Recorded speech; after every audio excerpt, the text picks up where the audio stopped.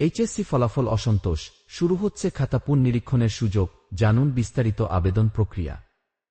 সাম্প্রতিক এইচএসসি ও সম্মানের পরীক্ষার ফলাফলে অনেক শিক্ষার্থী হতাশায় ভুগছেন। প্রকাশিত ফলাফল অনুযায়ী এবছর 11টি শিক্ষা বোর্ডের সম্মিলিত পাসের হার উল্লেখযোগ্যভাবে হ্রাস পেয়ে দাঁড়িয়েছে 58.83, যা গত বছরের তুলনায় প্রায় 18.95% কম। যারা এই ফল নিয়ে সন্তুষ্ট নন তাদের জন্য সুখবর হল, খাতা পুনর্নিরীক্ষণের আবেদন প্রক্রিয়া এখন উন্মুক্ত। এই প্রক্রিয়া শিক্ষার্থীদের প্রাপ্ত নম্বর পর্যালোচনার একটি সুযোগ দিচ্ছে।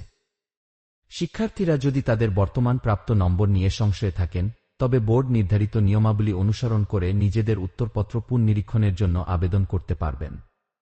এই পদ্ধতি আপনার ফলাফলে ইতিবাচক পরিবর্তন আনতে সহায়ক হতে পারে। আবেদনের সময়সীমা কবে থেকে কতদিন? শিক্ষা বোর্ড সূত্রে নিশ্চিত করা হয়েছে, এইচএসসি বোর্ড চ্যালেঞ্জ 2025 এর আবেদন গ্রহণ শুরু হচ্ছে আগামীকাল শুক্রবার 17 অক্টোবর 2025 থেকে।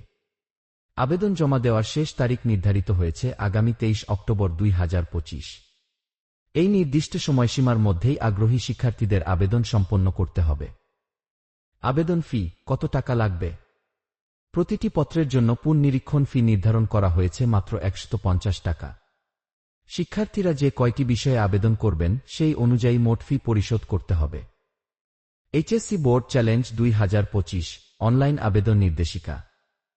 এবারের এইচএসসি বোর্ড চ্যালেঞ্জের সম্পূর্ণ আবেদন প্রক্রিয়া অনলাইনে সম্পন্ন হবে। এর জন্য কোনো প্রকার টেলিটক সিমের প্রয়োজন নেই। আপনার মোবাইল বা কম্পিউটার ব্যবহার করে কয়েকটি সহজ ধাপে আবেদন করতে পারবেন। প্রথম ধাপ, প্রবেশ ও প্রাথমিক তথ্য যাচাই। Portal visit. প্রথমে আপনাকে এইচএসসি বোর্ড চ্যালেঞ্জের নির্দিষ্ট অনলাইন পোর্টালে প্রবেশ করতে হবে। পরিচয়পত্র পূরণ। পোর্টালে প্রবেশ করে আপনার রোল নম্বর, রেজিস্ট্রেশন নম্বর নির্ভুলভাবে টাইপ করুন। এরপর ড্রপডাউন তালিকা থেকে আপনার শিক্ষা বোর্ড নির্বাচন করুন।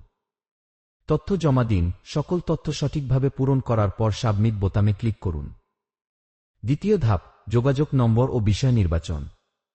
প্রথম ধাপ সফলভাবে সম্পন্ন হলে একটি নতুন স্ক্রিনে আপনার তথ্য যাচাই করা হবে এবং আপনার সাথে যোগাযোগের জন্য একটি সক্রিয় মোবাইল নম্বর চাওয়া হবে। মোবাইল নম্বর প্রদান। একটি কার্যকরী মোবাইল নম্বর দিন। এই নম্বরেই পুনর্নিরীক্ষণের ফলাফল এবং অন্যান্য গুরুত্বপূর্ণ তথ্য এসএমএস-এর মাধ্যমে পাঠানো হবে। বিষয় চিহ্নিতকরণ। স্ক্রিনে আপনার বিষয়ভিত্তিক ফলাফল প্রদর্শিত হবে। যে সকল বিষয়ে আপনি চ্যালেঞ্জ করতে ইচ্ছুক সেই বিষয়গুলো সতর্কতার সাথে চিহ্নিত করুন। বিষয় নির্বাচন সম্পন্ন হলে ফি প্রদান করুন বোতামে ক্লিক করুন। তৃতীয় ধাপ, ফি পরিশোধ ও চূড়ান্ত আবেদন। এটি আবেদন প্রক্রিয়ার শেষ পর্যায়, যেখানে আপনাকে প্রয়োজনীয় ফি পরিশোধ করতে হবে। ফি পরিশোধ পদ্ধতি। প্রতিটি পত্রের জন্য 150 টাকা হারে মোট আবেদন ফি পরিশোধ করতে হবে।